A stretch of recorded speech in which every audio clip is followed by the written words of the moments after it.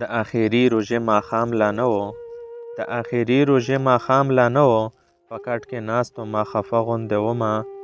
ځان راته داسې ښکارېدو ملګرو لکه چې ورک د قافلې نه یمه د خپل کور خلک راته هم حیران وو په دې سوچونو کې ډوب شوی ومه چې ناګهانه 10 کلن بچی مې په منډه منډه زما خواله راغی ما ته یې ووی بابا خبر یې که نه ما ته ملګرو یو خبره وکړه ما ته یې وویل چې سبا اختر دی یو ویل ما له پلار جامې اخیستې بل ویل ما له پلار څپلۍ اخیستې ما ته یې وویل تا له یې څه اخیستي بابا زه هم نوې جامې خوښوم بابا زه هم نوې پیزار خوښوم ولې موږ خک د سیالۍ نه لرو څه ما ورته وې زما نیازبینه بچی تاله به هم نوې جامې اخلمه تاله به هم نوې څپلۍ اخلمه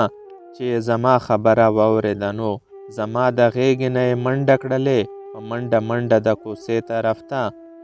خپلو ملګرو ته یې چغې کړلې ماله به هم بابا جامې اخلي دی له کوڅې ته رسېدلی نه و زموږ د کلي په یو غټ جماعت کې اعلان شروع شو چې سبا اختر دی د دې اعلان د ختمېدلو سره د هر طرف نه هوایي ډزې شوې د دغې ډزو سره سم ملګرو زما تر غوږو یو آواز راغی بابا را منډه کړه چا اوویشتمه مخ په ابل خپې کوڅې ته منډې کړلې چې مې د کور دروازې خلاصې کړلې ما خپل بچي په وینو سور ولیدو لا علم مې وتر کوڅې راغلی د چا د لاسه چې په غم اخته وم هم هغه خلکو راله ډاډ راکوه ما خپل شهید بچی سینې ته جوخ که د کلي خلکو ته مې سوال وکه